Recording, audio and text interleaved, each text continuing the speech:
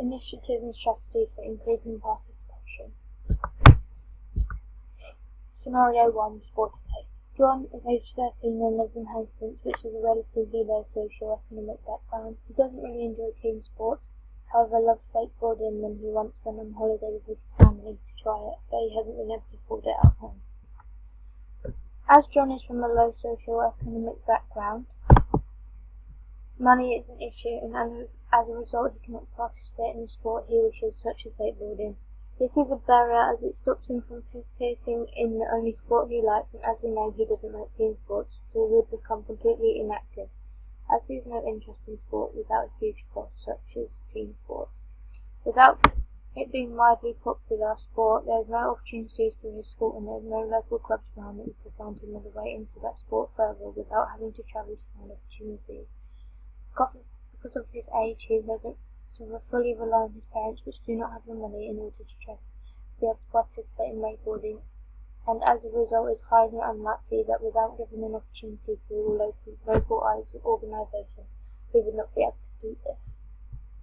This would cause him to feel really low and negative about sport in general, not just the sport he likes. So, Sporting Day was a strategy created following on from the 2012 Olympic legacy. Initially it was a 5-year plan that has carried on since then. Nationally it involved 400,000 people and specifically 15,000 in Sussex. It's a 6 to 8 week plan of activity at a lower free cost, targeted for completely inactive people instead of before it was just partially active. Because of the barriers John faces, it is near enough impossible for him to participate in wakeboarding, the sport he found enough on holiday.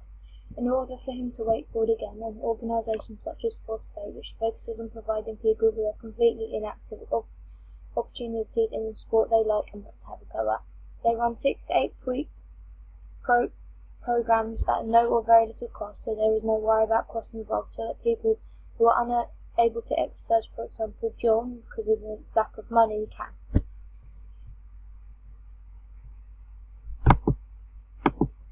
The potential benefits of Sporty Day is that it's at a low or free cost and therefore increases access to anyone, like so people from a low socio-economic background, or just someone who doesn't actually have a spare few pounds each week, for example a single mum, single dad, or a person in care or young offenders can be able to try it out. It's well-designed activities suited to individuals, so for example a person like John, he would do activities in wakeboarding, but even then if he couldn't do wakeboarding, that activity would be fairly similar, for example just like bodyboarding, or like even if it had to be on land, something like skateboarding for example. And because of its link to like the government and being healthy, it's like the drive for a healthier nation, it can link to other funds, so it can run for longer than 6 to 8 weeks. The limitations are it's not sustainable, so they only have limited funding without extra help, so they can only provide 6 to 8 weeks worth of free or low cost activities. It is not available to anyone, just the inactive target group. So for example, if a person can only participate in one sport, they wouldn't be targeted as their classes partially sporty, and it's hard to track progress after, as like people never keep in touch or people don't look at emails, so they can't really get feedback or find out how people are doing, whether they're keeping up being active or not. Scenario 2, Project 500. Louisa is a talented footballer and has completed her CSL and loves coaching others. However, her male PE teacher doesn't encourage her to coach the younger male or female school teams, as it gives her the role and gives the roles to boys in the team. So the barriers that she faces are there's no opportunities at school with her teachers. Because of gender equality, they clearly shut her down and overlook her ability just because she's a girl and give it to boys, who some would say have a better understanding, however that is not how it works. There's a lack of female role models, so for example if it's all male PE teachers at her school, then there's no one for her to look up to and try and aim to be like. And a lack of access to programs, so there's not really any programs fully focusing on female coaches, and it's generally quite a general sample of people that get selected to do coaching and things. Project 500 aims to help unjust an imbalance of female to male coaches by recruiting, developing, deploying and retaining 500 female coaches. They focus on three main issues: gender bias.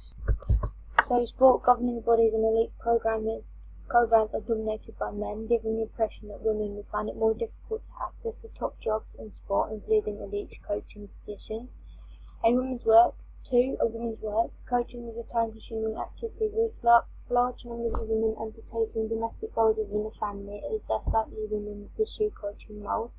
And finally, a lack of role models. With 3 prominent female coaches as role models, it is hardly surprising that more girls and women don't take up leadership in coaching roles in sport. The Project 500 team is working directly with coaches, coach developers and a number of organisations to help promote opportunities for women to become leaders, activators and coaches. Whilst providing scholarships, they'll be providing new activities led by women through programs like Sportivate, so linking to the other one, and provide workshops and new networks in order for girls to get out there and find role models and get their questions and their answers.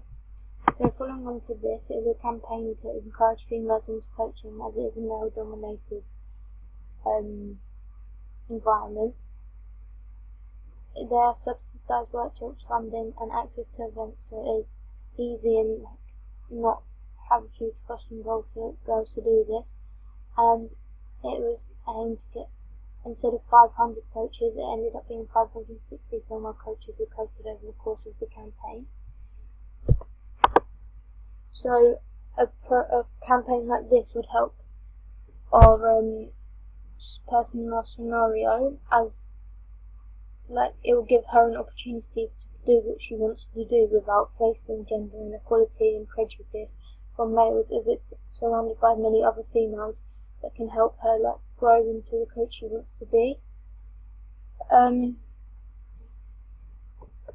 the potential benefits of this: it helps equality for females in a male-dominated environment, and it creates more female role models for people growing up wanting to be the same, wanting to become a coach and wanting to be a leader in sport, and it empowers women in the male environment, so it gives them equal opportunities and equal power, and historically it has not been like that. The limitations are there's not large enough recruitment, so although it's 560 is a good number, it's still quite tiny in comparison to the amount of males out there.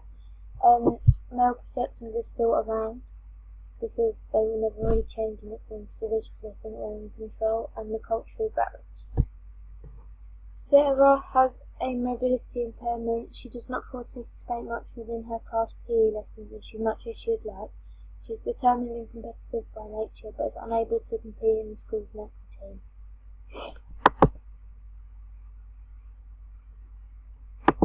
So the barriers she faces is her mobility impairment,